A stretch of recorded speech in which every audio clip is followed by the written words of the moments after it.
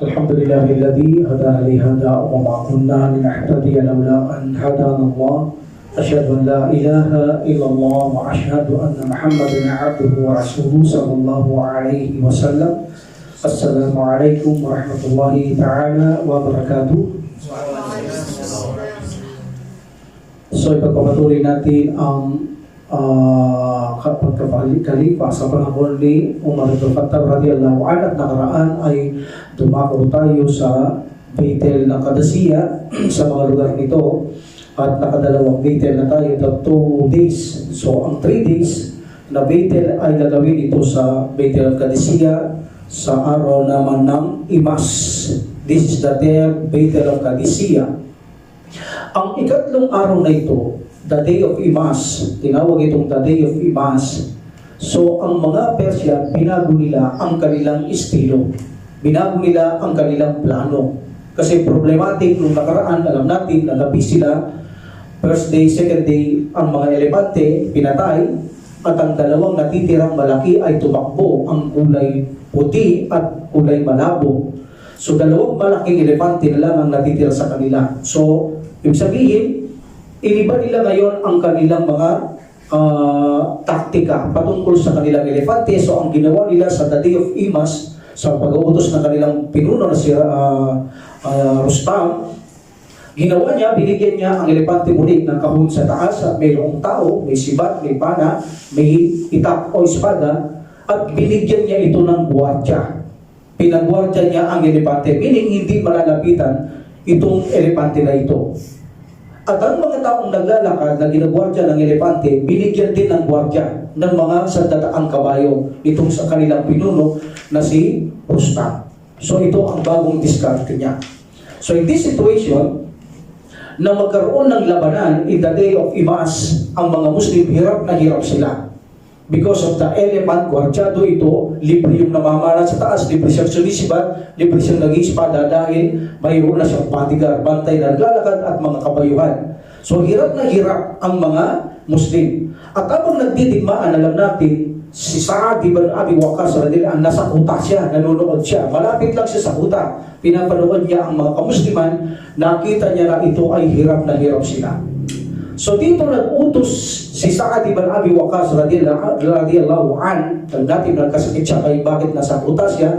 Sabi niya sa mga Muslim na nag-Muslim Persya, mga Muslim ito, itanong niyo sa mga Persya na mga Muslim kung saan mahina ang mga elepante.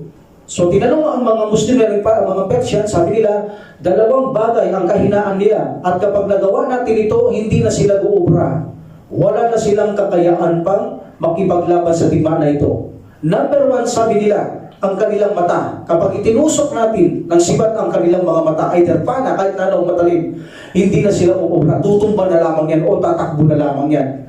Pangalawa, sabi nila, putulin ang kanilang uso ng elepante. Kapag naputol yan, hindi na rin uubra sa pakikipaglaban ng mga yan. So, 2. So, dito, ipinarating ni Sa'ad ibn Abi Waqqas radhiyallahu anhu kay Al-Qaqa. Al-Qaqa at kay Asim ibn Amir radhiyallahu anhuma, na kung saan puntaan ang puting elepante, nagwarwadyo ito, gwardyado, naglalakad at mga kabayuhan, puntahin ang puting elepante at patayin sa pamamagitan ng mata o pagputol ng muso. At sa kabila naman yung malabong elepante, ipinag-utos din ito kay Hammad ibn Malik at Ribbail ibn Amir al-Asadi ang malabong elepante. So 2 elepante ang natitira. Malaki ito. Gwardyado ito. Offer sa elepante nila at training ito sa pagkikipagdigmaan. So dito, sinama ni Al-Qaqa at Asim ang kanilang mga tauhan.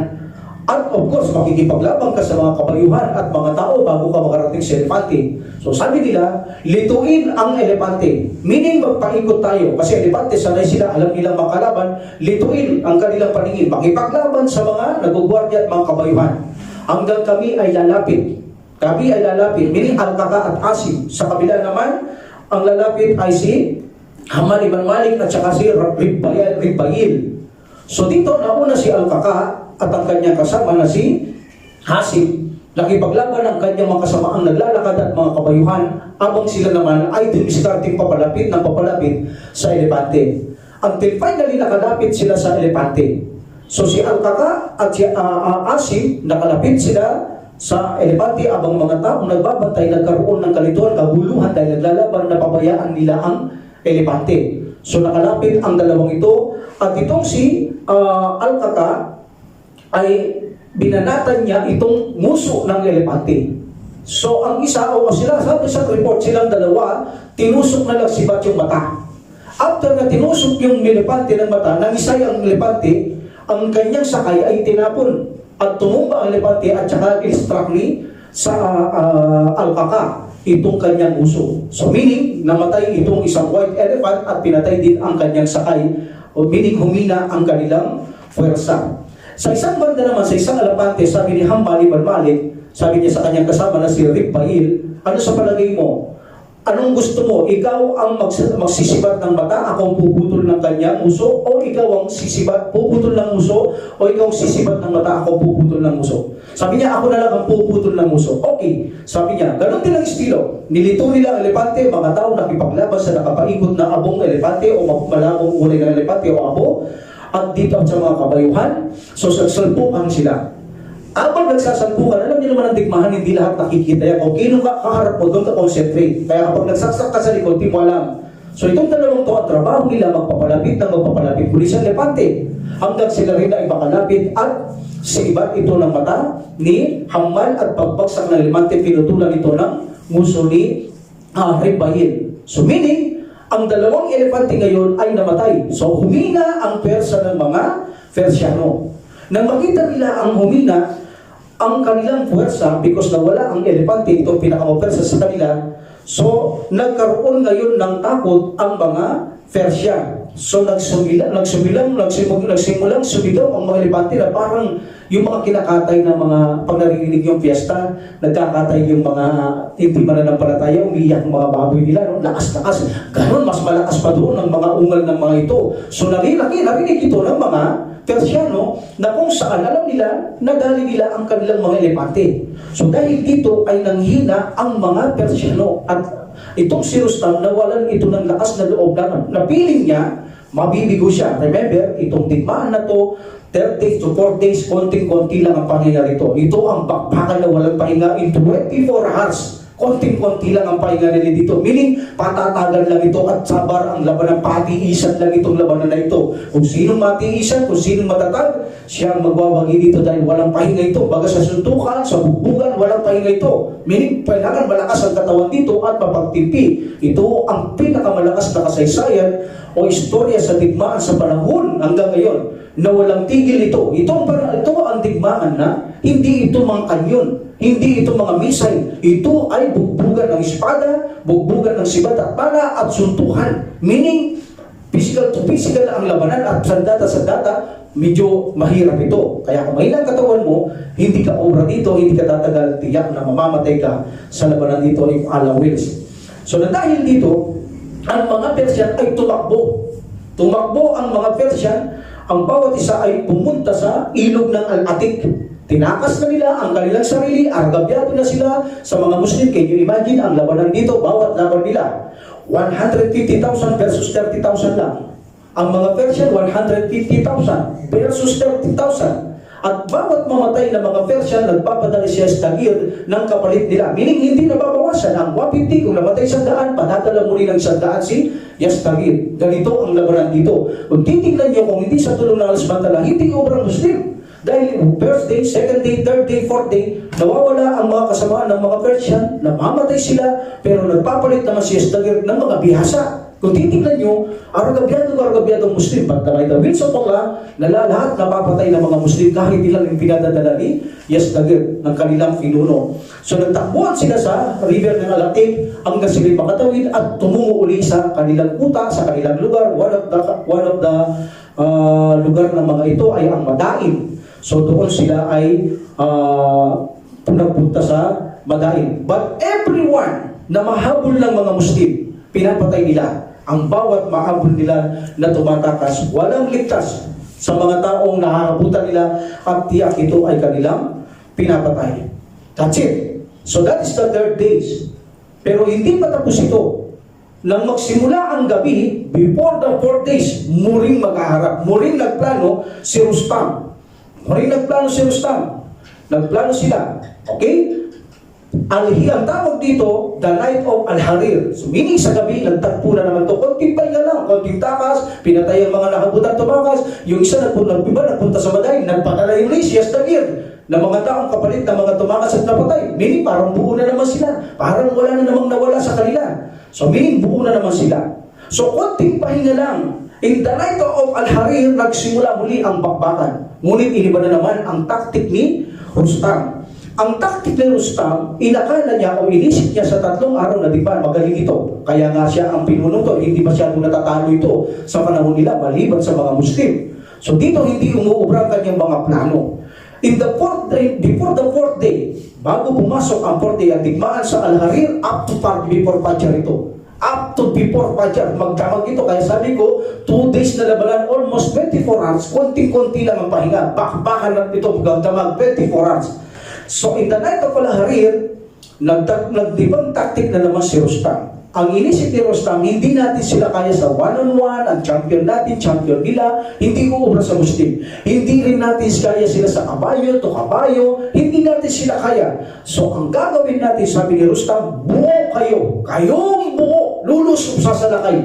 Sama-sama, archers, magpana, nagpapana, nagsisibat, nangangabayo, naglalakad, lahat kayo sasalubong sa Muslim. 30 mil, 30,000 versus 150,000.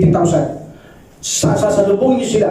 Maaaring dito, hindi sila uubra. So gumawa siya ng left and right flank and the core flank, gitna, kanan, kaliwa, 13 rows. Sasabay-sabay itong papasok sa mga kamusliman. Alhamdulillah. So dito, itong gabing ito, sabi ni Sa'd ibn Abi Waqqas radhiyallahu anhu, okay, muli, hintayin yung 3 takbir. Yung 3 takbir, salakay. Una muna takbir, prefer. Pangalawang takbir, ang mga kabalri, ang mga bayo, then third takbir, sabi niya, third takbir lang, hindi na 4 takbir. Third takbir, lahat kayo sasalubog sa kanila. Bago nagtakbir, pumasok na si Al-Qaqa. Si Al-Qaqa, medyo makikita natin, wala pang takbir, nakalabang, pero mayroon kasi siyang wisdom dito na hindi niya maaaring hintayin ng isang takbir dahil sa natatansya niya, mapapasok sila kung hindi sila sasalubong sa mga kaaway. Kaya ang ginawa ni Al-Qaqa, nagsimula siyang sumalubong para hindi mapasukan ng mga Muslim. So malasakit ito sa kanyang kasamaan.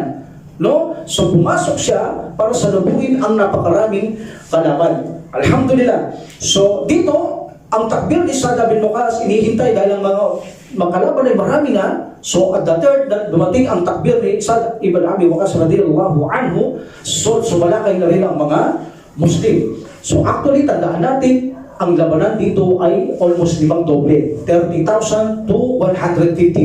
Palaging ganyan ang labanan nila. At sabi natin, isang Muslim katumbas niya ay 1,000 Muslim. Kulang pa to. 1,000 Muslim ang katumbas ng isang Muslim lamang. 1,000 Persiano ang katumbas ng isang Muslim. So itong labanan ito, nagsimula ito ang battle in the night of Al-Harir, tinawag ito mula gabi.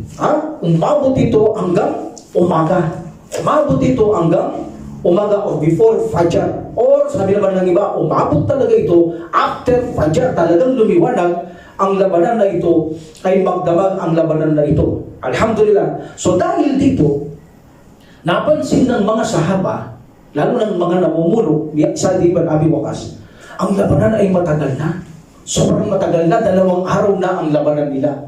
So, kailangan nilang palakasin ng loob ang mga tao. Ganon din ang Persya. Ginagawa ni Rustam, pinapalakas niya ng loob ang kanyang mga tao. Kompleto sila sa supply. Ang Muslim, hanggang sa siwak-siwak lamang sila. Hanggang sa takbir-takbir, hanggang sa pag-glorify to Allah subhanahu wa ta'ala. Ibang pagkain nila, ritual. Iba naman dito, physical. Ritual at physical ang pagkain sa mga Muslim, ritual.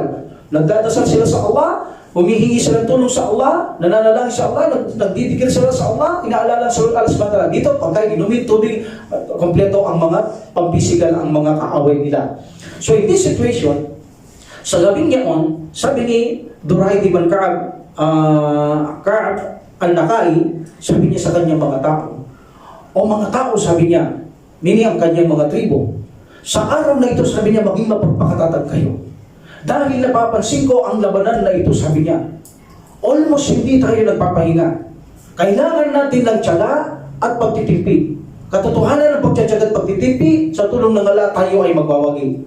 Ang jihad sa gabing ito, sabi niya, ang sino mang mauna, dahil ibang jihad ito, ang sino mang maunang makipaglaban sa mga taong yan, ang siyang unang malapit na gagantimpalaan ng Allah subhanahu wa ta'ala. Kaya't makipaglaban kayo, makipagunahan kayo, huwag kayo magpahuli sa ating mga kasamang Muslim. Kayo ay mahuna. Dati tayong matapang sa kanila. Dati na nating kalaban sila. Hindi pa tayo Muslim. Ngayon pa kaya tayong Muslim ang aatras pa sa mga ito? Alam ninyo, sabi niya, duwag ang mga yaang Persyano na sa kamatayan at hindi nila maaari o gustong iwan ng dunya. Samantalang tayo ay kalugod-lugod sa atin ang kamatayan sa mundong ito, tungo sa gantimpala ng Allah. So itong pagkakataon, sabi niya, na tayo ay mamatay ng lahat para sa landas ng Allah subhanahu wa ta'ala. Ang gusto maging malaya, nasa sa inyo yan. Itong pagkakataon nyo na hindi mamatay. Ngunit ang sino mang gustong mamatay, ito na ang pagkakataon para maging martir na tayo at makamit ang inihandang gantimpala ng Allah subhanahu wa ta'ala. Allahu Akbar. So yun, pinapalakas niya ang kanyang mga kasamaan. So dito, isa rin si Al-As'ad ibn Qais, sinabi niya, o Arab, sabi niya, ganun din, ang mga Persian ay takot sa kamatayan. Samantalang tayo, hindi tayo takot sa kamatayan. Sila'y mga duwag at tayo ay matatapang. At silang mga Persya ay sakim sa makamundo. Samantalang tayo, wala tayong interes sa makamundong bagay. Sabi niya, ang kamatayan ay higit na mainam para sa atin. Mamatay tayo, makipagpaligsahan tayo sa kamatayan para sa landas ng Allah subhanahu wa ta'ala. Alhamdulillah. In this situation, si Umaydah ibn Nu'man al-Bari'i, sabi niya, on the night of Al-Harir, sa gabi ng Al-Harir, ang mga Persya talagang fully armed sila. Hindi tumatalab yung mga espada nila ng mga Muslim dahil fully arms yung kanilang kasuotan. Nakasuot sila ng parang mga bakal sa kanilang mga katawan. So, kita nyo ang kanilang kasuotan. Minsan kasi, itong mga kasama nito, ang mga tribo ng Jufa, ay nandoon sa mga kaaway nila. Bawat puntahin nila ang kaaway, hindi tumatalab dahil yung kanilang mga espada ay hindi lumulusot. Iba na sibat, iba na pana. So, nagbalik sila kay Humay. Sabi ni Humay, bakit kayo nagbalik? Sabi nila, walang sense ang mga espada namin, hindi namin sila kaya. So, sabi niya, tingnan niyo ako. So, lumusot itong si Humay ibn Nu'man, lumusot siya, at nang makita nila, natutumba yung mga sinasalubong ni Humayd. So sabi nila, anong ginawa mo? Bakit napapatay mo sila samantalang kami hindi namin napapatay? Sabi niya, tinitira ko sila sa likod. Sa likod kasi wala naman sila karang. So that's why, paglampas ko sa kanila, tsaka ako tinataga sa likod, hindi sa harap. Dahil sa harap, nakabalot sila, hindi obra. So ganun natin sila papatayin. So luso, sabi niya, so malakay sila ngayon, likod ang pinupunteriya. Meron sa leeg, bato, meron sa paga, lumilitaw ang paga nila kapag tinatamaan. Minsan, ang kanyang bato, pag tinamaan, nababali ang kanilang mangulo, ganun nilang pinatay ang mga Persyano. Allahu Akbar. So, iba-ibang pamamaraan at estilo na pagpapalakas ng loob sa digmaan ito ang kailangan ng mga tao. Pero ang Muslim, alam natin, mas magaling siyang mag-advise because ritual ang kanyang advice at hindi makamundong bagay. Samantalang Persya, ang kanilang mga advice, sasabihin na nila, o kayong mga Persyano, makipaglabang kayo ng matindi. Kailangan maging malakas kayo para sa inyong pamilya at inyong mga anak at kayamanan. Dahil pag namatay kayo, kukunin yung asawa mo, kukunin yung anak mo, kukunin yung kayamanan mo. For the sake of dunya.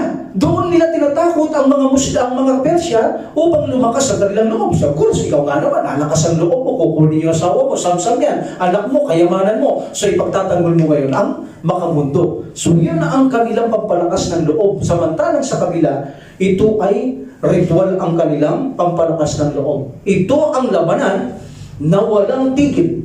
Sabi nga ni Ibn al-Hulais, ang digmaang ito, sabi niya, ako'y naroroon.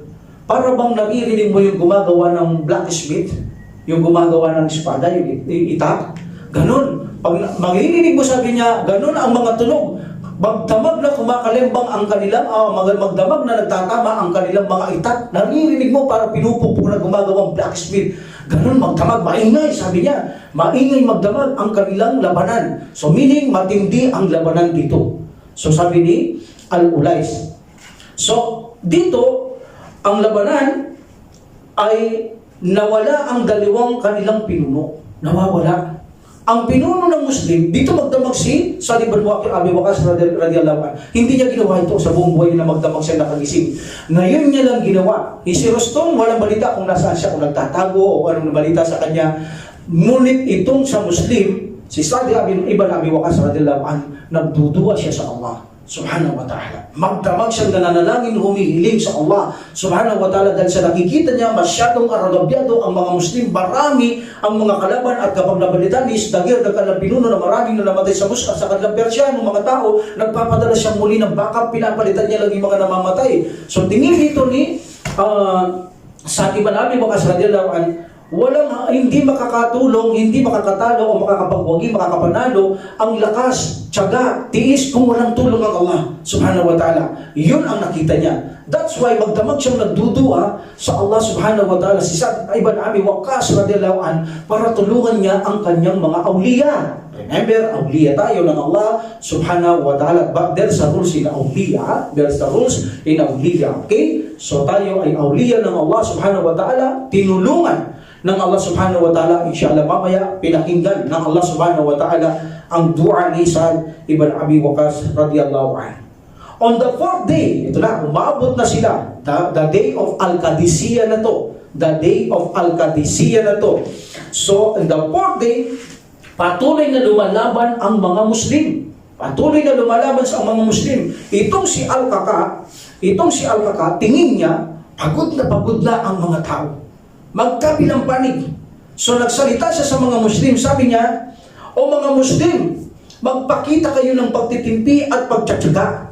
Sabi niya, sapagkat katotohanan ang pagtitimpi at pagtsatsaga ang siyang makakapanaig laban sa kanila sa tulong ng Allah. Kung tayo ay manlalat at manghihina, tayo ay magagapi. Magtimpi kayo para sa Allah subhanahu wa ta'ala, atakihin sila ng buong tapang na mas matapang pa sa leon, para ipakita natin sa kanila ang bagsik at tapunan sila ng takot ng Allah subhanahu wa ta'ala. So ang plano nito ni Al-Qaqa, pasukan niya na si Rustam. Pasukan niya na si Rustam, ang namumuno nila. So nakipagdigmaan si Al-Qaqa, pumasok siya kasama ng kanyang mga tao ng buong bagsik. Magdamag ito. Pumapasok siya ng unti-unti sa pinakamalalim na lugar itong si Al-Qaqa. Gawain niya naman ito, gawain niya ito para makarating siya kay Rustam na kung saan nandun siya sa tent niya, nasa tolda niya, na kung saan may luklukan siya doong ginto, meron siyang ulunan, may siyang carpet na nawawala, hindi nila alam kung nasaan, samantalang ang pinuno ng mga Muslim ay patuloy itong nagdudua.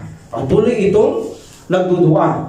So, alhamdulillah, dito, itong si Al-Qaqa, alam natin, marami na siyang labanan na nangyari, naganap, hindi ito natatalo. Itong si Al-Qaqa, binigyan ito ng Allah subhanahu wa ta'ala ng tapang, karunungan at lakas ng pananampalataya.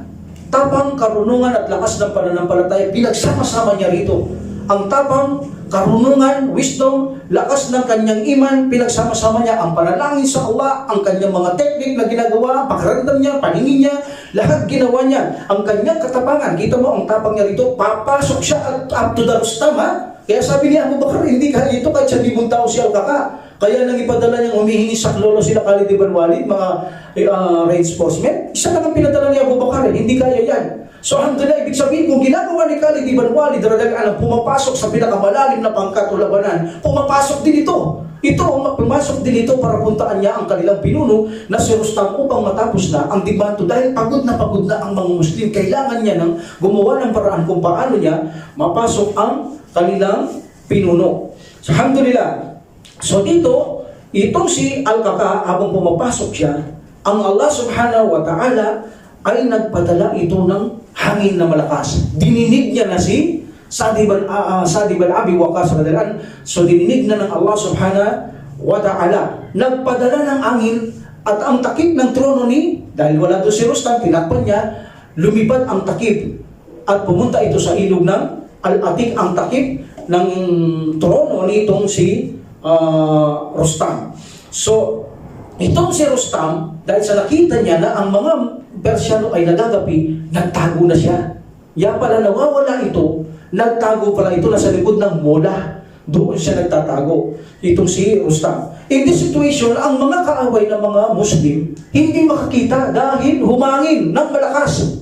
at sa kanila papunta at ang mga alikabok o napuwing sila, hindi nila masagka ang mga itak. That's why marami ang bumuwal sa kanila. Lalong natakot ngayon si Rustam at ang nangyari si Rustam ay tumakas na. Itatakas na niya ang kanyang sarili. Tingnan niyo, no?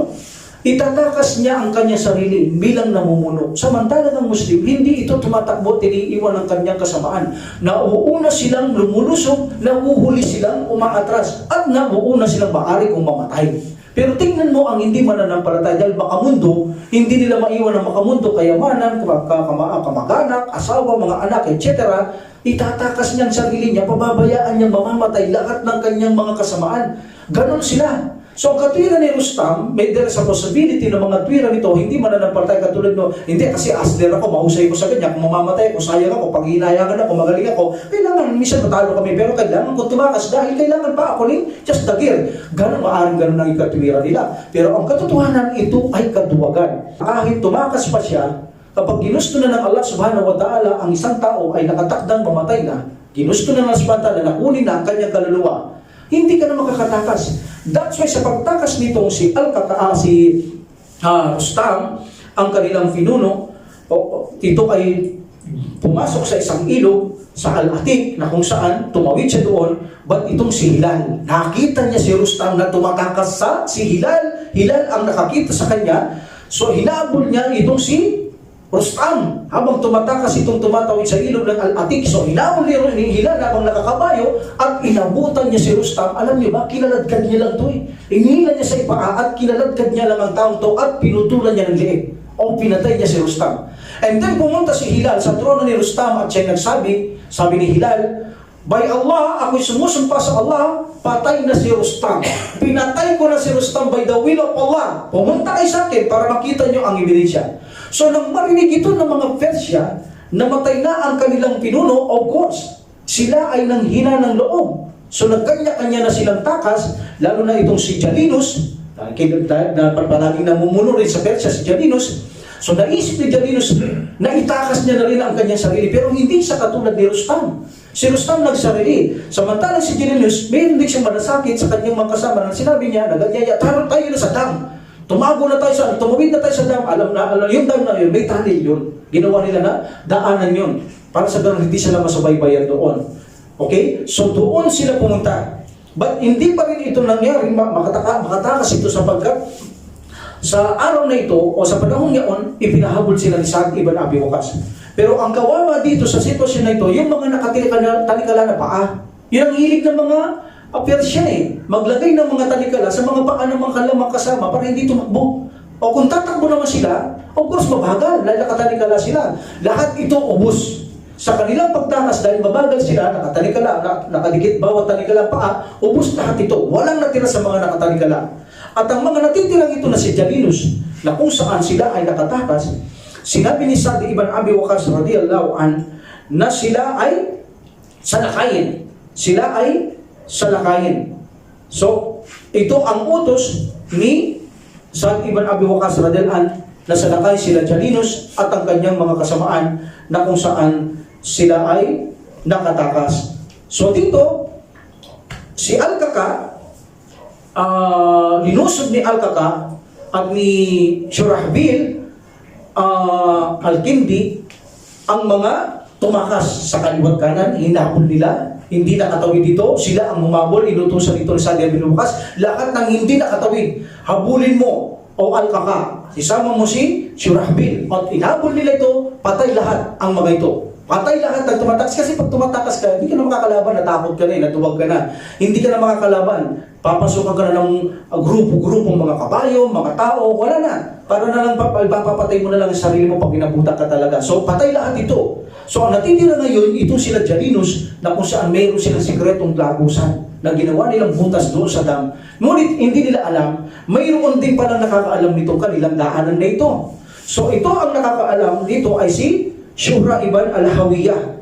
Itong si Shuhra ibn al-Hawiyah, siya ang inutusan ni Sa'd ibn Abi Waqqas radhiyallahu anhu na siya ang mamuno, habulin ang mga tumatawid sa ilog. In this situation, alam pa na rito ang daanan, so nahabol niya sila Jalinus. At ito naman si Jalinus may malasakit talaga. Can you imagine, sa huli siya ng mga tao niya? Nasa uli siya, nasa unan yung mga tao niya. That's why, inuunang inabutan niya si Jalinus. At nagkaroon sila ng parang mubara sa single sila hanggang mapatay ni Sukra si Jalinus. Meaning, namatay na naman ang commander. At doon sa kabila, hinarangan yung butas pala ng mga Muslim na kasama ni Sukra na hindi makatawid ang kabayo nila. Pinapunta niya doon sa itaas ng tulay at abangan doon sa butas. Doon, inabangan na naman ang mga tao to. So, ibig sabihin, ubos halos ang mga Persyano dito.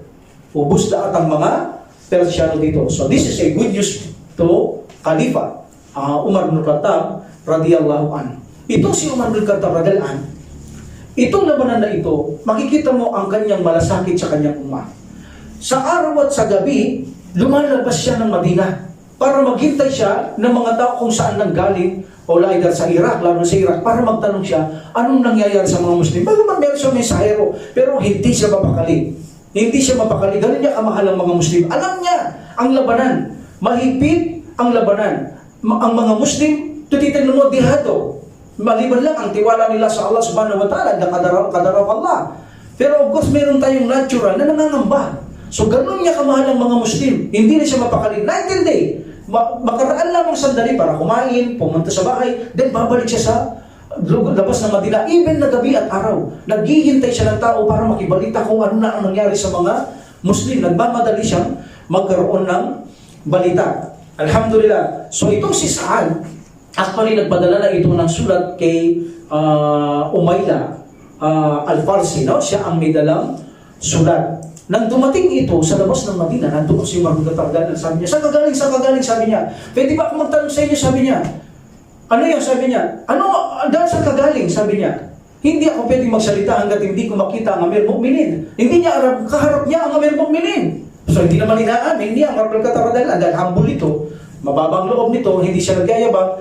Sabi niya, pag nakita ko ang Amir Mu'minin, doon ko sasabihin. So tumakbo si Umar bin Khattab doon sa masjid. So dumating doon ang tao, hinanap niya si Umar bin Khattab radiyallahu an. So sabi niya, nasa si Amir Mu'minin. O sabi niya ako, ikaw pala ang Amir Mu'minin, bakit hindi niyo pa sinabi kanina? Bakit hindi niyo sinabi? Ganit para lang masabi ko ang balita sa inyo, sabi niya. Sabi niya, ano bang balita? Natataranta na rin si Umar bin Khattab radiyallahu an. Ano bang balita? Sabi niya. Sabi niya, ito ang sulat, sabi niya. Ito ang sulat sa iyo ni Sa'd ibn Abi Waqqas radiyallahu an. So ito ang sulat. Sabi niya, Alhamdulillah, Bismillah, Alhamdulillah Rabbil Alamin. Ang Allah subhanahu wa ta'ala pinagkalooban kami ng tagumpay laban sa mga Persya. Ibinigay ang kaparusahan sa kanila katulad ng mga pinarusaang mga nauna sa kanila. Lumaban ang mga kamusliman na kung saan konting bilang laban sa malaki. Ngunit hindi uubra ang tapang ng leon sa mga kamusliman, sabi ni Sa'd ibn Abi Waqqas. Wala akong taong nakita na mga taong matapang sa dagmaan maliban sa digmando. Kung hindi nga lang pinararangalan ng Allah subhanahu wa ta'ala na ang Battle of Badr ang siyang pinakamarangal na labanan sa Allah, sasabihin ko kung di yung pinarangalan ng Allah, sasabihin ko ang pinakamarangal na labanan ay ang Qadisiyah. Ang mga taong ito, sabi niya, lalo mga tabiyan, para silang mga bubuyog sa gabi. Anong ibig sabihin? Nagre-recite sila ng Quran sa gabi. Nagdidikir sila sa gabi para silang mga bubuyog na nagre-recite ng Quran. At pagdating ng umaga, para silang mga leon na nanggaling sa kanilang lungga na kung saan hindi uubra ang totoong leon sa kanila. Napakabangis ng mga Muslim, ng mga alipin ng Allah subhanahu wa ta'ala. Nakipaglaban sila sa landas ng Allah subhanahu wa ta'ala hanggang makamit nila ang kamatayan ng mga iba. Ang mga iba hindi ko kilala, ang mga Muslim, mga lang nakakaalam, sabi niya. Marami tayo rin namatay, 8,000 mga namatay dito mga Muslim. 8,000 lang pero pinakamalaki nang namatay ito ng mga Muslim sa lahat ng battle na nangyari noong Prophet sallallahu alaihi wasallam, itong battle na ito. Why? Nagpapakita ng battle na ito matindi ito. That's why maraming namatay sa mga Muslim, almost 8,000 plus. Ang iba hindi ko kilala, sabi niya. But ang Allah subhanahu wa ta'ala kilala niya. At ang mga taong ito na namatay, sabi niya, hindi ito pauhuli. Hindi naman magaling sa mga nauna. Hindi naman sila magaling sa mga buhay pa. Ngunit maliban lamang sila naging martir sa landas ng Allah subhanahu wa ta'ala. So alhamdulillah, dito ay pinakita naman ni Sa'd ang tauhid. Dito niya ipinakilala ang tauhid. Sabi niya, hindi kami ang nagpatagumpay ng labanan. Walang lakas o kapangyarihan. Kami, wala kaming lakas. Wala kaming kapangyarihan. Maliban lamang kaloob ng Allah subhanahu wa ta'ala. Ang mga kaaway ay hindi namin tinalo. Tinalo sila ng Allah subhanahu wa ta'ala. Bakit? Nanalangin lang siya sa Allah eh. Tingin niya hindi uubra sobra hindi nila kaya eh. Kahit anong gugulin na nila, can you imagine? 30, 150, mamatay 100, darating 100, mamatay 50, darating 50,000. So tingin ni Asad ibn Abi Waqqas radhiyallahu anhu, paano ka magtatagumpay kung hindi naman mauubos? Mauubos ang lakas ng mga Muslim. Kaya sabi niya, walang lakas ng kapangyarihan, hindi kami nagpamugi, hindi kami nagpanalo, maliban ng Allah, sapagkat wala kami lakas kapangyarihan, maliban binigyan kami ng Allah subhanahu wa ta'ala. At tinulungan niya kami, napadala siya ng hangin, ng mga alikabok sa mata nila, hindi na makita ang mga labanan, so tinatagalan ng mga taong kasama natin ang mga kalaban nila. But sabi niya, sa ganitong sitwasyon, paano ko sasabihin na kami ang nagpatagumpay? Ang nagpatagumpay lamang ay ang Allah subhanahu wa ta'ala, at wala kaming lakas, kapangyarihan, o ano pa mang nagawa maliban sa pahintultan. Samantala, kami ay nagmalasakit, ginamit ang aming buong tapang at lakas for the sake of Allah. Sa tulong ng Allah subhanahu wa ta'ala, nanatiling malakas ang mga Muslim. Sa loob ng almost na araw na labanan, ang mga Muslim ay hindi mo nakitang naduwag. Sabi niya, hindi sila tumakbo, hindi sumuko, at nakitang manghina kailanman. Sabi niya, hindi nanghina ang mga Muslim. Patuloy ang kanilang lakas na kung saan nang nagbibigay ang Allah subhanahu wa ta'ala. Until finally, ang mga Muslim pumasok sa loob ng mga pangkat ni Rustam hanggang sa makapasok sila sa malapit kay Rustam, until finally, napatay nila si Rustam at kinaladkad dito ni Hilas. At pinatay niya ito at tumayo sa trono ni Rustam na nagsabing, napatay ko na si Rustam. At napatay na rin sa Jalinos at maraming namatay sa kanila. Alhamdulillah, tuwang-tuwa si Umar bin Khattab radhiyallahu an, at siya ay nagtakbir, nagdakila sa Allah subhanahu wa ta'ala, at ibinalita niya sa mga tao na masayang-masaya siya na ang tagumpay sa Qadisiyah ay ipinagkaloob sa tulong ng Allah subhanahu wa ta'ala. Alhamdulillah. So tandaan natin, ito in 15 after Hijrah ang pinakamatinding labanan sa buong kasaysayan ng mga Muslim. Almost 2 days, walang pahingaan, at ang kalaban hindi nababawasan kahit ilang namamatay. Dinadagdagan ito ni Yazdadir para mabuo muli ang pangkat ni Rustam. Alhamdulillah. That is the Battle of Qadisiyah, 4 days hanggang sa masakop na itong tuluyan ng mga kamusliman. Okay, now si Saad ay nag-stay sa Qadisiyah for 2 months. Pinuksan ang lahat ng pintuan sa Qadisiyah, parang mga hari na pumapasok ang mga Muslim. Bawat pintuan, binuksan ang trangkahan sa kanila, nasakop ito ng buong kamusliman ng Qadisiyah. Para kung makikita mo, pag dumarating ba yung mga presidente, mga hari, like that, papasok sila sa isang kastilyo, sa isang mga laking lugar nila, welcome na welcome sila. Nasakop nila, either magbayad sila ng jizya, o sila ay mag-Muslim, hindi sila palalayan sa kanilang lugar, mananatili sila sa kanilang lugar. So, winelcome sila ang mga Muslim, at nakita nila ang mga Muslim, ang kanilang ugali, hindi mga aaping tao, hindi sila walang mataas, walang mababa sa kanila. Sila ay pantay-pantay na nakita nila, pantay-pantay ang turingan, at ang mataas ang siya pang nagiging mababa sa kanilang paningin. Bilib na bilib sila sa mga Muslim.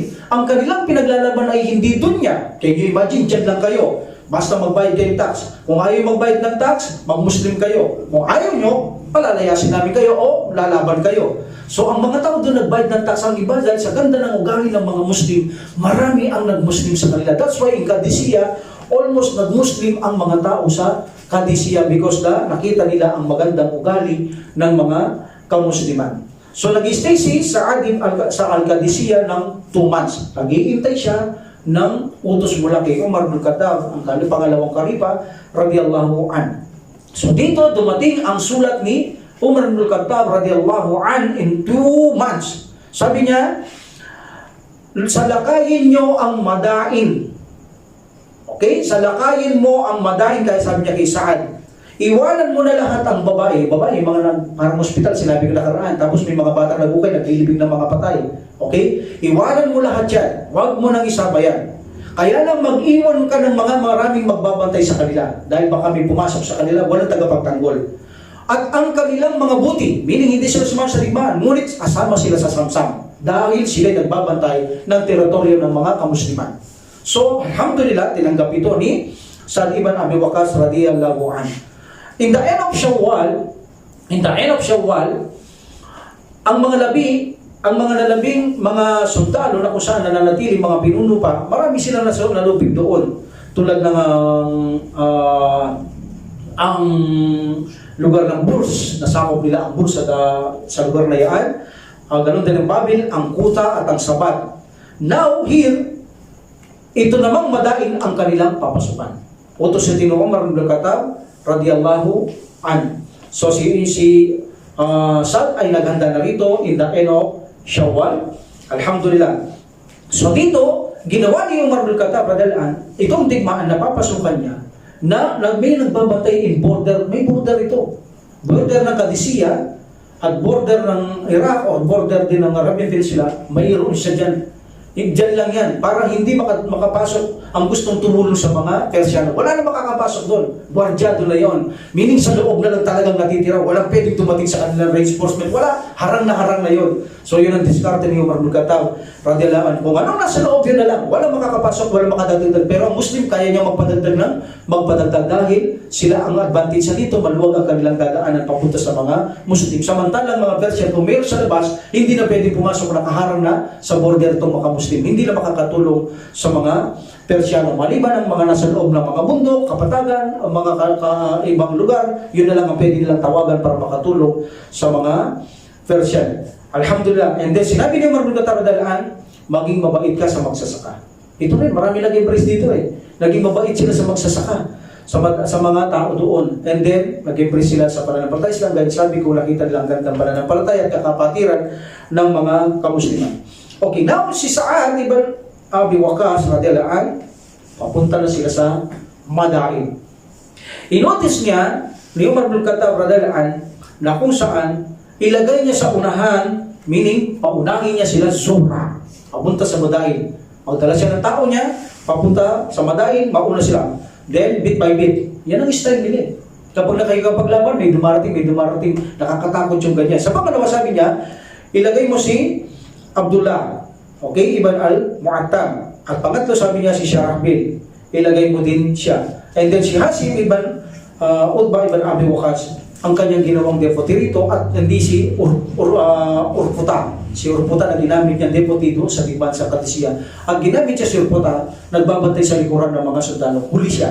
Para kung may iba pang mga lugar na sa loob, na papasok sa likod, nakabantay ang likod ng mga Muslim. Alhamdulillah. So now, papunta na sila sa Madain. Ito ang capital ng Persia. Ang Madain, ang capital ng Persia. Meaning, sa atin sa Pilipinas, Manila ang capital. Sa Japan, what's the capital of Japan? Tokyo. Ito, capital niya ay Madain. So, pinaka-capital ng Persia ang kanilang papasukan. So, in this situation, mayroon doon na kastilyo na papasukan nila. Ito ay nakasaklang ng dalawang ilog. Nakasaklang siya ng dalawang ilog. Meaning, tatawid ka mo ng ilog bago ka makapunta sa kanilang palasyo, kastilyo. Malaki ito, White Castle. No? So, ibig sabihin, may mga boat dito na tumatawid. So, ibig sabihin, tatawid ka ng boat papunta sa kastilyo at mayroon din sa kabilang ilog. Meaning, mayroon kong silangan at kanluran na ilog ito. Tinatawag itong ilog sa isang sa bahagi ng kanluran, tinatawag itong Bahursir. So, dito sila papasok. Dito sa ilog ng Bahursir, sasakupin nila ang Bahursir. Sa kabila naman, yung ilog na kung saan ito ay sa silangan, itong Asbanir at ito, kilala ito, Siti Sipon. Siti Sipon, kilala ito. So, dumating si Zuhra dahil una siya sa Bahursir at nag-stay siya doon at nilukob niya or nilusog niya ang syudad na ito. Then dumunod si Sa'd ibn Abi Waqqas radhiyallahu anhu at ang kanyang mga kasamaan, nilusog nila ang lugar ng Bahursir. Alhamdulillah, until finally malaman nito ni Yazdagir na ang mga Muslim ay pinasok ang kanilang syudad. So itong si Yazdagir, of course, tumakas na naman, lumayo-layo na naman, papunta doon sa kabilang kastilyo o doon sa kastilyo nila. Ang gagawin lang is dito, tatanggalin ang mga bangka. Siyempre, pag nandun mga bangka sa kabila, hindi makakatawid ang mga Muslim, mahihirapan silang makatawid. That's why tinanggal nila lahat ng bangka, inilipan sa kabila para walang tawiran ng mga Muslim at ang mga Persiano nandun sa kabilang ilog na ngayon. So ito ang ginawang estilo nila. Alhamdulillah. Now in this situation, almost sa kasaysayan, nilupig ng mga Muslim ang syudad na ito almost 2 months. 2 months nito itong nilupig hanggang sa matalo nila ang mga tao dito. Itong si Zuhra ibn al-Hawiyah, ito ay tinamaan siya ng palaso dito si Sukra. O sibat ng pana, o pana. Because ang kanyang suot kasi ay hindi ito pulidong sabihin natin yung parang seal niya. Para siyang ring. Meaning butas-butas na ring. So meaning pwedeng pumasok ang pana o sibat sa kanya. So sabi ng mga tao, bakit kasi hindi mo pinalitan o pinik siya? Bakit ganyan ang suot mo? O sabi niya, mas ikalulugod ko at alam kong magpapalapit sa Allah subhanahu wa ta'ala kung makaiwas sa inyong lahat ng pana. At tumama lahat sa akin ito. Mas gusto ko yun eh. Meaning hindi ko kailangan gawin, mas gusto ko nga mamatay. Meaning, pati ito'y magpapalapit sa Allah subhanahu wa ta'ala. Bakit mo sasabihin, takpang ko ito? Gusto ko nga mamatay sa landas ng Allah. Sabi niya, kaya hayaan niyo ko. So kahit may sibat siya, lumalaban siya. So sabi niya, itayo niyo ko, kaya ko pang pumatay. Until nakapatay pa siya, si Astakar, nakapatay niya si Sahrayar, from Astakar, napatay nito, isang pinuno rin ito, napatay niya. So kita mo nakikipaglaban kahit may paralysis sa katawan. But until finally, naging martyr din ito, namatay din ito. Alhamdulillah. So ang mga Muslim patuloy na sa pagsakop sa lugar ng mga ito, hanggang sa ang mga alay o mga kasapi ng mga Persian ay almost takbo rito, takbo doon, at mga nagagapi. Alhamdulillah. So by the will of Allah subhanahu wa ta'ala, gumamit sila ang mga Muslim ng mga, alam niyo yung mga tirador noon, yung bibigyan nila ng bato, tapos babatong ganyan yung mga bato. Ha? So gumamit sila ng ganun. Anong tawag ba doon sa mga yun? Katapul. Katapul, yes. So doon nila naalala ang sinabi ng Allah subhanahu wa ta'ala, wa'iddu lahum mastata'tum min quwwa. At ihanda sa kanila ang lahat ng inyong mga kayanang lakas. Meaning, hindi lang pala ang labanan na kung saan itak sibat pana. Pwede ka rin gumamit ng isip kung anong gamit ang pwede mong gawin. That's why nangyari sa panahon natin ngayon. Mayroon na ngayong aeroplano, missile, dahil ito'y utos ng Allah subhanahu wa ta'ala. That's why ang mga Muslim din na gumagawa sila ng ganitong mga weapons dahil kailangan mong maghanda, hindi lang yung puro itak, kung ano ang powerful, kung anong nakalalamang dapat gawin. So ginamit nila ito sa syudad na Yaan. That's why ang mga tao rito, nakita nila na sila ay argabyado na naman sa labanan na ito. Alhamdulillah, nalupig na naman ng mga Muslim ang ibang lugar dito, papunta syudad ng Madain. At of course, nandun na sila sa hilog, nandun yung castle na yun, nakikita nila ang castle na yun, sinakop muna nila ang syudad dito. Alhamdulillah. So nasakop ito ng mga kamusliman. So dito, nang gusto na nilang makita, lumapit doon sa kabila. Si Sa'd at ang kanyang mga tao, nakita nila ang ilog, ngunit walang bangka. Inilipat nila lahat ng bangka. So problematic ito, may kabayo ang mga tao. Paano nila nililipat ang kabayo? Medyo malayo ito. Nakikita mo nga yung palasyo nila. White Palace nila, nakikita mo. Okay, kamangha-mangha nga ito yung White Palace nila, nasa kabila. So, imposibleng matawid mo. Kaya nung yayain si Sa'd ibn Abi Waqqas radiyallahu anhu, na tawirin ito sa pamamagitan ng paglangoy sa kaya mga kabayo ng mga iba, sabi niya, hindi, sabi niya, medyo alanganin ako. So, until finally natulog siya, na naginip siya, binigyan siya ng good dreams na Allah subhanahu wa ta'ala na tumawid sila.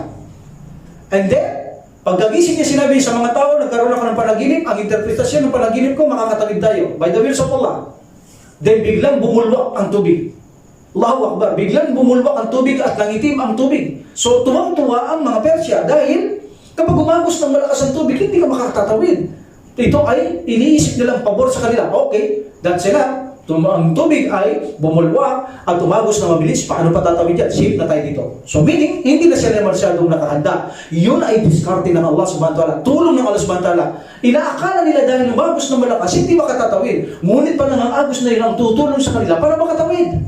Allahu Akbar. So another na namang tulong ng Allah subhanahu wa ta'ala. So sila ay nagsimulang mag-cross sa river. But bago sila nag-cross sa river, wise itong si Sa'd. Sabi niya, kailangan ko ng taong malalakas. 600. Sino ang maaari sa inyo na kung saan tumawid kayo at bantayin nyo muna ang pampang at tatawid ang lahat. Meaning, hindi tayo pwede sabay-sabay tumawid.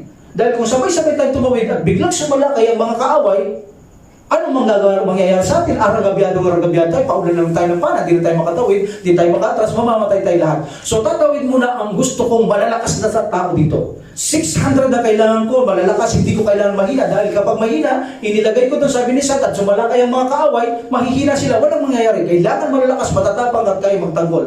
So 600 ang kailangan ko, sabi niya. Sino ang gustong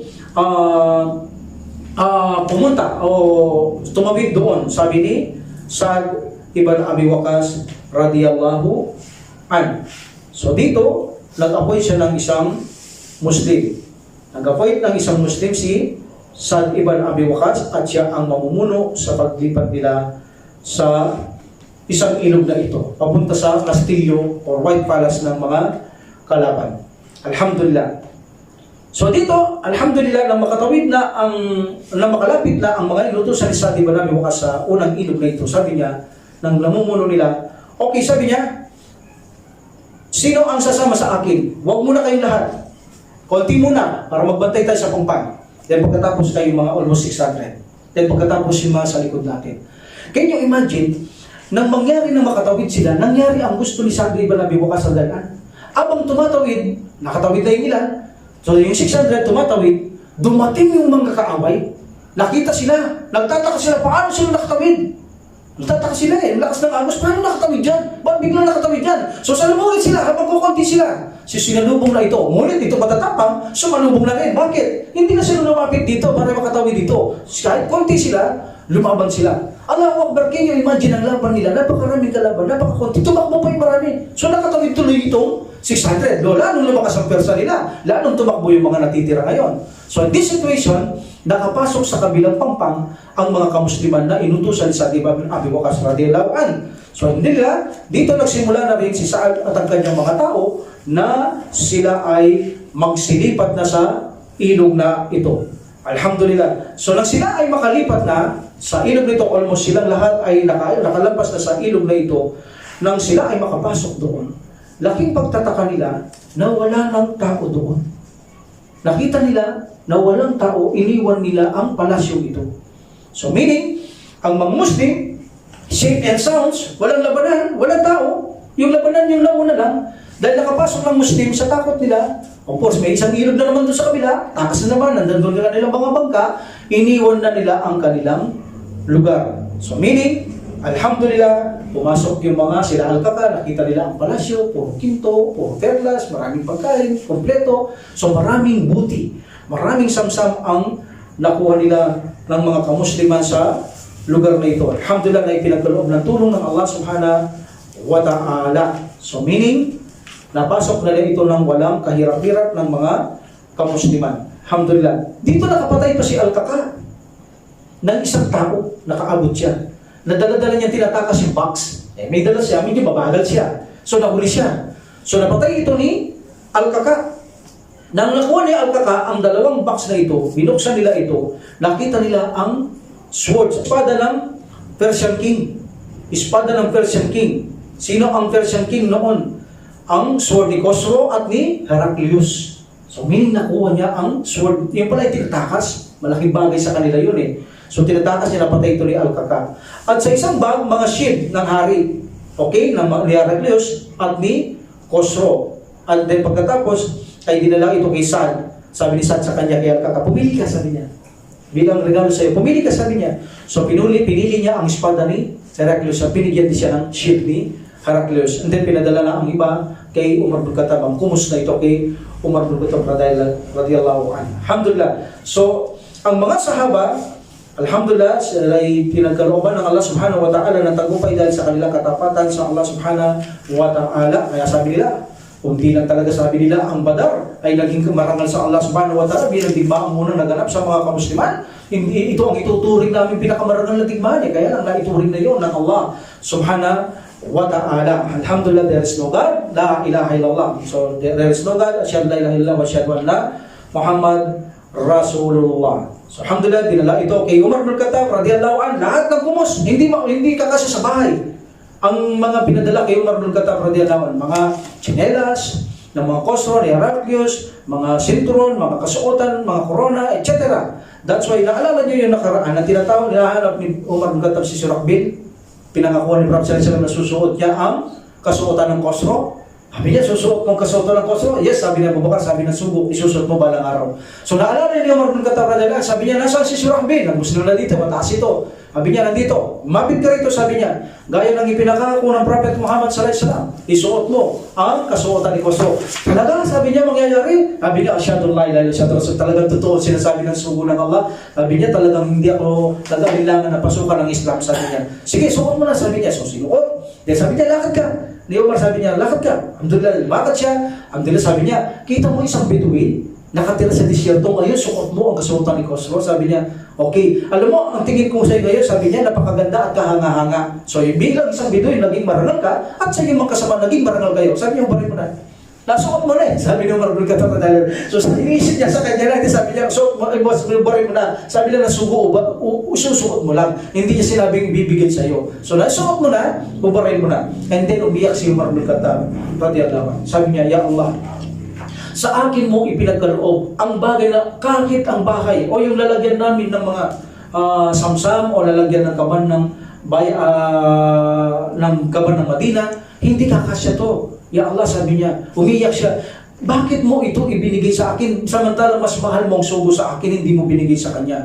Mas mahal mo siya, Abu Bakar radhiyallahu anhu, sa akin, bakit sa akin mo ibinigay? Meaning, parang malaking pagsubok ito kay Umar bin Khattab radhiyallahu anhu, takot na takot siya. That's why sabi niya, kay Abdurrahman ibn Auf radhiyallahu anhu, sabi niya, ibenta ang lahat lang niya, sabi niya. Ayokong gustong dumating ang gabi na mayroon pa yan. Ibahagi sa mga tao ang lahat ng kayamanan niya, sabi niya. Takot na takot si Umar bin Khattab radhiyallahu anhu. In the Battle of Jalula, so ang mga Persian, nagtagpo ito sa Sangandaan. Mayroong isang lugar na 200, Sangandaan. Papunta sa isang lugar in Jalula. Okay? So sabi nila, magkita tayo sa lugar ng Jalula. Ang gusto kasi ito mag-watak, wag. Pag nag-watak tayo, lalo tayong walang tsansa. Magsalig persa tayo, lumaban tayo. Kung anong mangyari, alhamdulillah, napagpasya na natin ito. Kapag natalo tayo, mahirap na may balik. Pero kapag panalo natin ito, mananatili sa atin ang ating lugar. So, kailangan nating lumaban. So, dito magkakaroon ng Battle in Jalula. So, meaning dito, si Maharaj, sa mga Persian, Al-Rashid, siya ang mamumuno, humukay sila. Humukay sila. Meaning, ang kanilang syudad, ang kanilang lugar, paikot yung lugar nila. Inukayan nila ito ng malalim. Meaning, hindi makakapasok ang kabayo o mga Muslim. Bakit? Naglagay sila ng spike. Yung spike na yun, kapag napakan mo, hindi ka na makakalakad. Pati ang mga kabayo, matalim yung spike nila, nilagay nila sa lupa, kinalat nila yun, nasa tabi ng, pag dungdung mo lang ganyan, dahil sa spike, hindi ka pwede doon. Hindi ka makakalaban doon. At nagpabantay si Mahran Al-Rashid doon sa harapan na yun, mga magpapana, mga archers. Meaning, kapag dadaan kayo, di na kayo makalakad doon, may mga spike, mayroong pagpapana. So, walang laban dito. So, meaning, walang laban ng mga Muslim kapag ito ay pumasok sa mga hukay na ginawa nila sa kanilang syudad. So, pinaikutan nila ito ng hukay, hindi basta makakapasok ang mga Muslim at masagana sila sa pagkain o pangangailangan nila sa loob na hindi naman magugutom sa mahabang panahon. That's why, kaya-kaya nila mabuhay sa loob. So, hindi ito sinabi ni Sa'd ibn Abi Waqqas radhiyallahu anhu kay Umar bin Khattab radhiyallahu anhu ang kanilang sitwasyon. So, sabi niya, ni Umar, sumulat ulit, sabi niya, ilagay mo si Sa'd. Si Sa'd, lagay mo, sabi niya, Sa'd, lagay mo si Hashim ibn Utbah ibn Abi Waqqas to Jalula. Siya ang gawin mo mamuno, papuntahin mo siya doon. So, with 12,000, kasama si Al-Kaka, siya ang in-charge sa pambungan. Meaning si Al-Kaka, siya ang sauna. Okay? Alhamdulillah. Ito hindi masyadong kilala ng mga iba no? Yung mga kilala, Khalid ibn Walid, Sa'd ibn Abi Waqqas, mga ganyan. Pero ito hindi nila masyadong kilala si Al-Kaka. Si Al-Kaka, kung titignan mo ang istorya niya, hindi maiwan kay Khalid ibn Walid ito. Maraming gera ginawa ito na almost siya ang nagpapanalo sa digmaan ito, katulad ni Khalid ibn Walid radiyallahu an. Alhamdulillah, sila ay kalugdan ng Allah subhanahu wa ta'ala. So si Al-Kaka, siya ang in charge sa unahan sa pambungan at mayroon din sa right lang and left lang. Okay? Sa loob, papasokan nila itong Al-Jalula. So sila ay nagpunta sa Al-Jalula. Nang ang mga Muslim ay makarating na doon, nakita nila ang lugar na puno ng hukay, nakapaikot. So nakapaikot, pinamanman ito ng mga Muslim, tinignan nila, mayroon din mga spike. So mahihirapan tayong makapasok, sabi nila.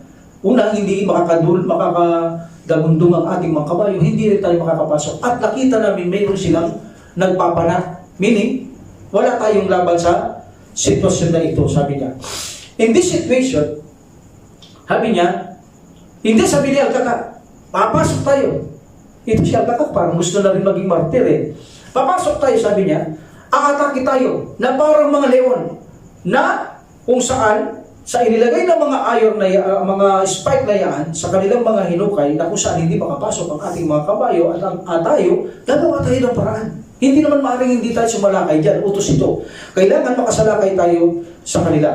So alhamdulillah, so nag-isip sila ng paraan kung paano sila sasalakay. So until finally, naisip nila na ang pagpasok dito ay maging maingat. So meaning naging maingat sila at mayroong mga taong nakapasok doon na kung saan bago mapasok doon ay nagkaroon ng digmaan. Meaning sinalubong sila ng mga ilan sa labas bago sila makalapit sa hukay. So hindi sila agad nakapasok sa hukay, so nagkaroon ng matinding digmaan dito. So ang ginawa ni Al-Kaka habang nagdidigmaan, pumunta siya sa malapit na gate. Pumunta siya sa malapit na gate nitong syudad na ito. At nagsabi siya, o mga tao, o mga Muslim, ang inyong pinuno ay pumasok sa hukay. Meaning, pinakita niya, pinabili niya ang pinuno, kinuha ng mga kamay, pinunta sa hukay. Huwag niyong hayaan siya'y masalanta, huwag niyong hayaan siya'y makukup nila. Halika kayo, sabi niya. Tumakbo ang mga Muslim, naging matapang, pero hindi yun, diskarte niya lang yun, nakatayo doon ng kanilang commander, no? So, diskarte lang ni Al-Kaka yun para ang mga Muslim ay umatake. Samantalang si Hashim, nandun naman si Hashim. Pero totoong malapit din siya sa hukay. So dito ay dumagundong ang mga Muslim at takot na takot ang mga Persya at nakita nila doon si Hashim, ang kailang commander, nakita si Al-Kaka na malapit doon sa gate. Alhamdulillah, at pinasok nila ito at tinatake nila ang mga tao dito at mga Persya. Sila ang mga nangahulog doon sa mga spike, ang kanilang mga kabayo. Sila ang hindi makalakad at lahat ng ito ay pinagtataga at pinagpapatay ng mga kamusliman. Nataranta sila, nagulo sila. Doon sa kanilang ginawa, sila mismo ang nangabitag, sila mismo ang nangapak, sila mismo ang nangadapa at kung sa ano-anong nangyari sa kanila, gumulong-gulong, ang mga kabayo nila nakaapak, natumba, so namatay, marami ang namatay sa kanila, hanggang pinasok sila ng mga Muslim sa hukay, hanggang pinasok sa kabilang hukay at napasok nila ang lugar na ito ng Jalula. Alhamdulillah. So dito, nagapi na naman ng mga kamusliman ang lugar na ito, nakubkob na naman nila ang lugar na ito. So alhamdulillah. Now, in the battle of Ramhurmuz, ito medyo matindi ito. In the battle of Ramhurmuz, meaning ang mga Persian nag-ipon na naman, nag-udyok na naman sila kay Yazdagir. Sabi nila, mag-ipon tayo sa lugar ng Ramhurmuz. Okay? At ang gawin natin mamuno ay si Hurmuzan. Ramhurmuz na lugar, Hurmuzan ang mamuno. Okay? Then si Abdul Isa, di ba nabi wakas na ganaan, nabalitaan niya na naman to. Sumulat na naman siya kay Umar bin Khattab radiyallahu an at ipinag-utos niya na maghanda ang mga taong Kufa, in Iraq. Under the leadership ni Nu'man ibn al-Mukarrim. At inutusan niya na si Musa al-Ashari na mag-prepare siya ng mga sundalo sa Basra. Under the sa ilalim ng pagkamuno ni Sahal ibn Abi. Nang ang dalawang sundalong ito na pinagutusan ni Umar bin Khattab mag-meet na sila ni Abu Subra ibn Abi Abu Subra ibn Abi Ruhum na mag-meet ang dalawa, ang ginawa nilang pinuno po kalahatan ay si Abu Subra ibn Abi Ruhum. So siya ang leadership ng pagkalahatan na magkita lang ang mga ito. Itong si Nu'man ibn Mukarrim ay mula ito sa Kufa, okay, pumunta sila sa Hurmuzan. Na kung saan pumunta sila para makamit si Hurmuzan sa lugar ng Ramhurmuz. Nang si Hurmuzan, narinig niya si Nu'man ay papalapit sila sa lugar nila. So ginusto ni Hurmuzan na atakihin itong si Nu'man. So meaning nagkaroon ng bakbakan itong si Hurmuzan at Nu'man sa lugar ng Arba. So meaning nagkaroon dito ng matinding labanan ang dalawang ito. Alhamdulillah, until magapi itong si Hurmuzan. Itong si Hurmuzan, ang ginawa niya ito ay tumakas. Tumakas na naman, namumuno. Dahil nagagapi, tumakas na naman. Papunta naman ito sa Tastar. Papunta sa Tastar. Meanwhile, si Sahal, itong si Sahal ibn Adid, dumating din ito from Basra, papunta rin ito sa lugar ng Ramhurmuz. Narinig nila na tumakas itong si ang kanilang pinuno na si Hurmuzan. So, nang marinig nila itong si Hormuzan pumunta ng Tastar, so pumunta sila ng Tastar, hinabol nila ito sa Tastar. Itong si Hormuzan kasama ang mga troop ni Sahal. And also, si Numan, ang kanyang mga troop ay mula sa Kufa, papunta sila ng Tastar. In this conquest, ang Tastar nagkaroon bigla ng digmaan dito sa Tastar na ito. Okay? So dito, si Abu Sabra ibn Ruhum, Abu Sabra As, sabi niya, "Oh, ya Umar, ya Khalifa, radiyallahu an, kailangan namin lang reinforcements. Dagdagan mo kami ng tao sapagkat nagdagdag din sila ng mga tao." So ipinadala niya naman dito si Abu Musa al-Ash'ari. So siya naman ang naging leader ng mga tao mula sa Basra, at si Abu Sabra ang commander-in-chief nitong mga sundalo. So itong mga ito, pinasok nila ang Tastar for 7 months. Eto mo, matagal din ang labanan dito. For 7 months, nakaharap nila ito in 80 battles. Dami, 18 labanan. Ang nangyari for 7 months, 18 labanan bago nila nasakop ang Tastar na ito. Alhamdulillah, nagkaroon ito ng matinding bakbakan ang mga Muslim at mga Persian. Puro bakbakan talaga, no? Alhamdulillah. So the Muslim, sabi nila, kay Al-Bara, dahil si Al-Bara, maka-Diyos ito, meaning malakas ang kanyang faith o malakas ang kanyang iman, sabi nila, dahil itong si Al-Bara kasi misa itong pinuri ng Prophet sallallahu alaihi wasallam. Pinuri siya ng Prophet sallallahu alaihi wasallam. Natural praise. Ito si Al-Bara sa kanyang kabanalan. Kaya sabi nila sa sabi nila kay Al-Bara, sabihin niya, sabihin mo sa iyong Panginoon, tumawag ka kay Allah. Natalunin natin ang mga taong ito. Hindi, nahihirapan na rin ang mga Muslim. Sabi ni Al-Bara, o Panginoong Allah, sabi niya, ibigay mo sa amin ang tagumpay lamang sa kanila at maaaring gawin mo lang martir. So nagduwa lang siya na patayin siya ng Allah subhanahu wa ta'ala. Allahu Akbar, no? Nagduwa siya na, Ya Allah, ibigay mo sa amin ang iyong tagumpay. Laban sa aming kaaway. Ibigay mo tagumpay sa iyong mga libilang sa kaaway. At gawin mo na rin akong mamatay, Ya Allah. Ibilang mo akong mamatay ng isang martir. Alhamdulillah, dininig naman ito ni Allah subhanahu wa ta'ala sapagkat napana siya ni Hormuzan. Napana siya ni Hormuzan, siyang ikinamatay ni Al-Bara. So dininig siya ng Allah subhanahu wa ta'ala at dininig siya, binigay din ang tagumpay sa mga kamusliman. So alhamdulillah, sila ay nagtagumpay at sila ay nagsagawa ng mga takbir at ang lahat ng mga pintuan sa lugar na ito ay binuksan na naman sa mga kamusliman, nagbayad na naman ng tax at ang ibang mga tao ay nag-embrace na naman. At mayroon dito, mga taong dito sumuko, sabi na, kung gusto niyo malupig talaga, sabi niya, pumunta kayo sa Citadel. Yung lugar na yun kung saan ang mga tubig na nanggagaling, ang mga daluyan, doon kayo pumunta.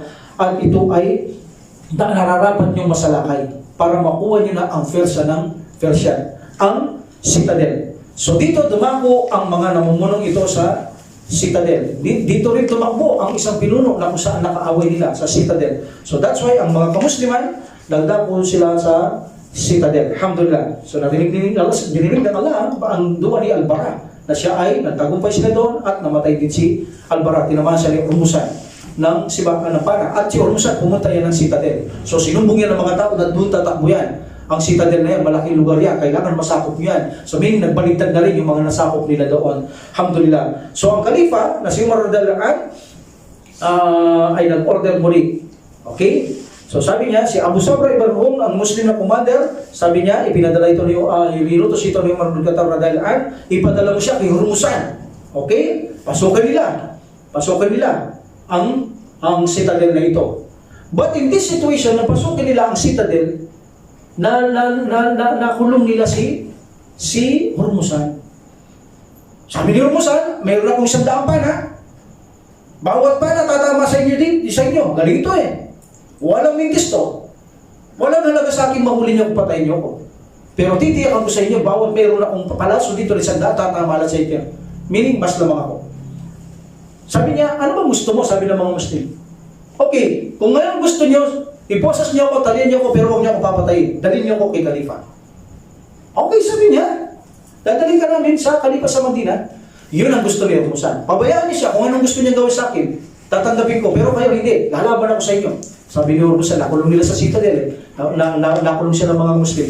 Okay, now, dinala ito kay Umar bin Khattab radhiyallahu anhu, itong si Hormuzan. Dala nila ang kasuotan ni Hormuzan. Pagdating doon, hinalap nila si Umar bin Khattab radhiyallahu anhu, hindi nila matagpuan. But later, sinabi na sa masjid na kay ganito. Okay? Bago nila hinarap kay Amir al-Mu'minin, itong si Hormuzan, pinasuot yung kanyang talagang suot. Ginto, ang kanyang damit, binuhutang mga ginto, corona, at saka pinasok kay Umar bin Khattab. Sabi niya, nasaan ang inyong hari o pinuno? Sabi ni Hormuzan. Sabi niya yun. Yun, sabi niya, nasaan ang bantay niya? Wala, hindi niya kailangan ng bantay niyan. Ha? Wala rin siyang bodyguard? Wala.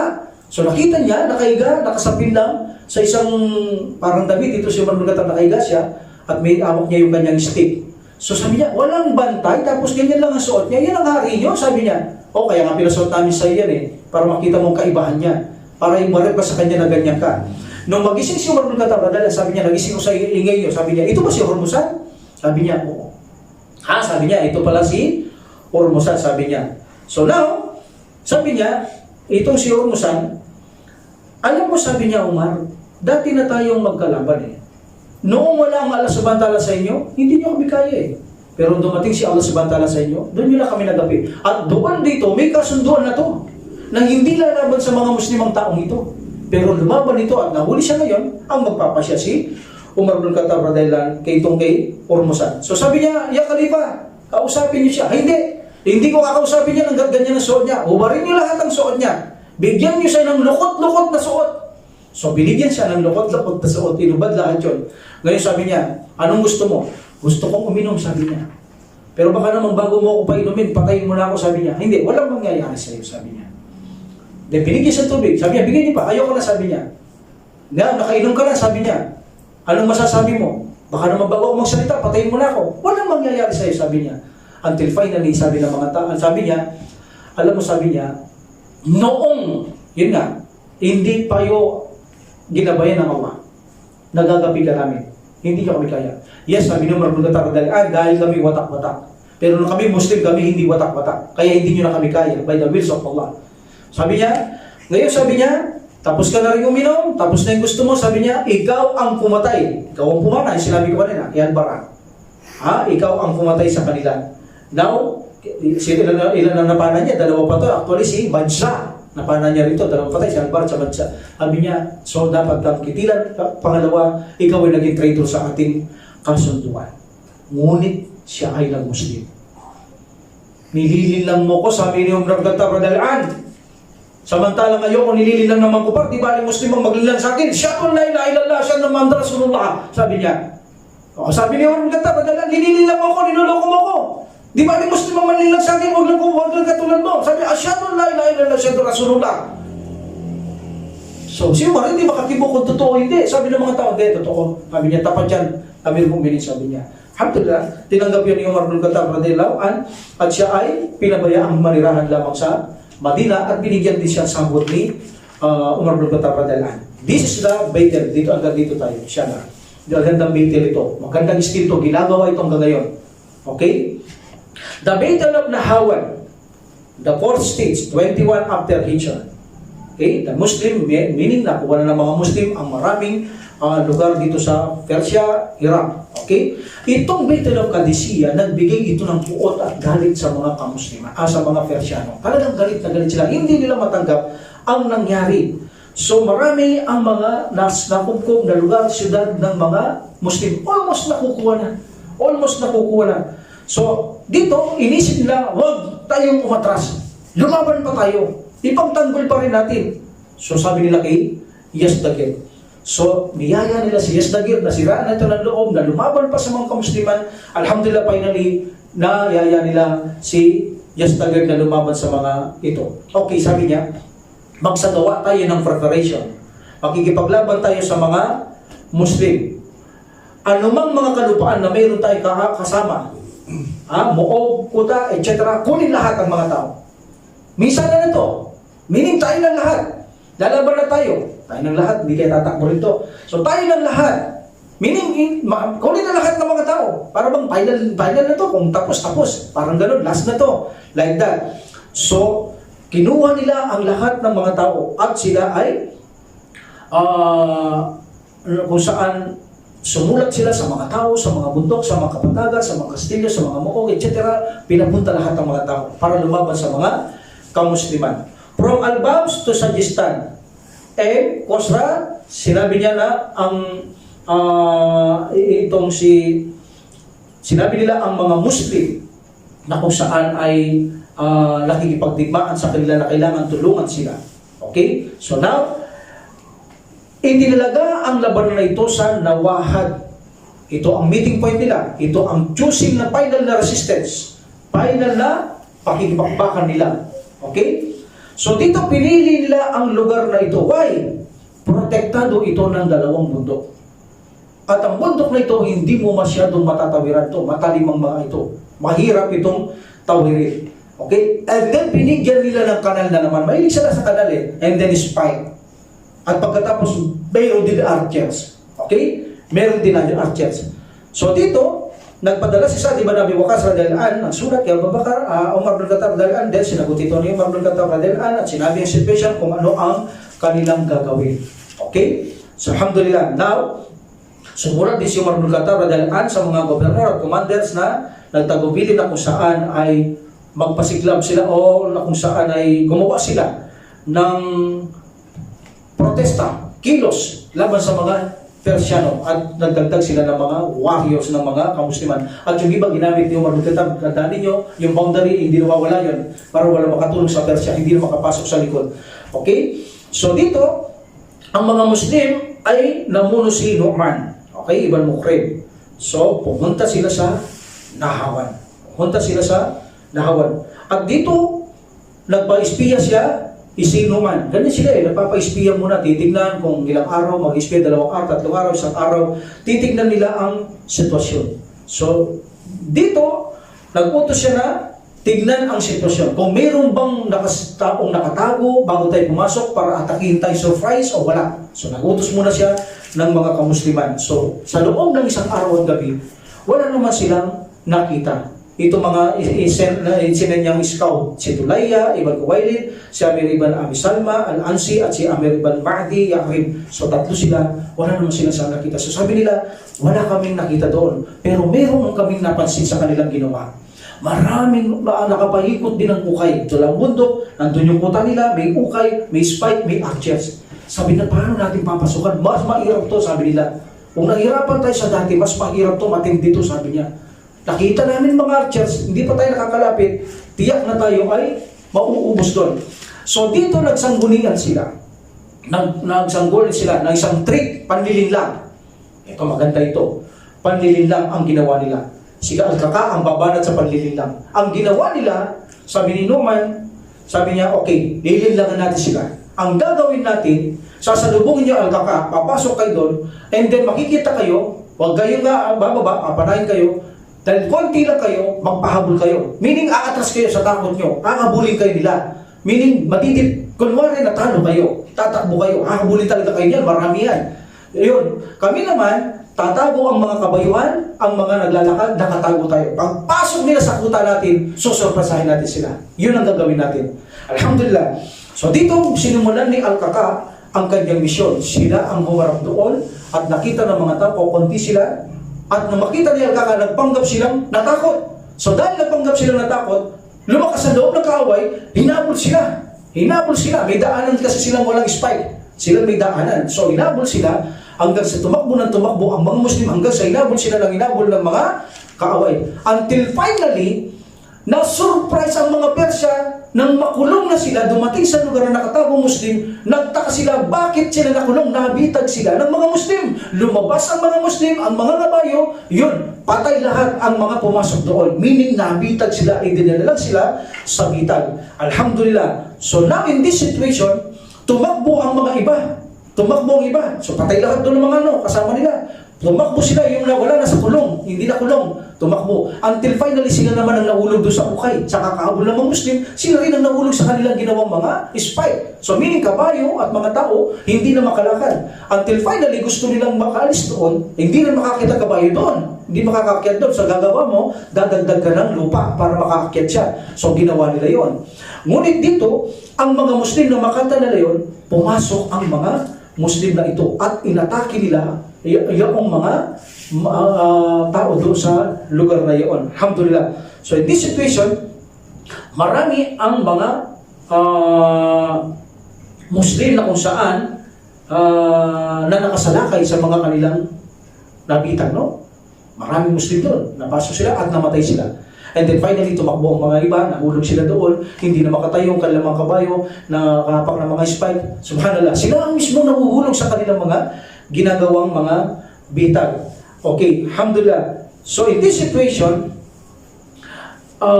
si Al-Kaka, itong si Al-Kaka, pinasok niya itong hukay. Pinasok niyang hukay. Okay? So ito si Al-Kaka, hanggang sa hinabol niya si Payrasa. At hanggang sa mahuli niya si Payrasa, pinatay niya si Payrasa, one of the leader ng mga kalaban dito. Alhamdulillah. And then the rest of the Persian, nakipag-away sila. After that, nagsitakbuhan na rin sila, nagsitakasan na rin sila ang mga ito. At marami ang mga pinatay ng mga kamusliman sa lugar ng Wahad. So tinawag itong nahawan na ito, the conquest of the conquest. Pananakop ng mga nananakop. Alhamdulillah. So isa itong digmaan na kung saan malinaw sa pananaw ni Umar bin Khattab radhiyallahu anhu na kailangan ng maraming diskarte, hindi lang tapang. Unang-una, paghingi ng tulsa ng Subhanahu, kabanalan, huwag paggawa ng kasamaan, kasalanan, kahit katiting, huwag. At pangalawa, mga diskarte, mga tapang, mga iman, yan ang kailangan na gawin ng mga kamusliman kapag kayo ay, sila ay nakikipagdigmaan. Alhamdulillah. So in this situation, the Persian leader na nangnahawan dito, ang Persian leader na mula sa Hamadar, Tabaristan, Ispahan, sila ay nakipagkasundo sa mga Muslim.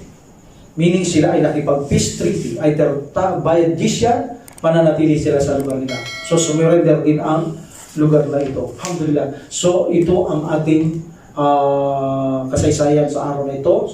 At dito tayo titigil. Sana pagpapatuloy natin, no? Sana bago Ramadan matapos natin kay Umar bin Khattab. Kaya dinadagdagan ko ang oras para alanganin ako bago dumating Ramadan. Because before Ramadan, stop muna tayo sa pag-aaral. Concentrate tayo sa ating mga ibada in the month of Ramadan. Inshallah, so we will stop it. Akhir da'wah alhamdulillah rabbil alamin wa salatu wassalamu ala rasulillah. Subhanakallahumma wa bihamdika asyhadu an la ilaha illa anta astaghfiruka wa atubu ilaik. Assalamualaikum warahmatullahi wabarakatuh. Allahu akbar.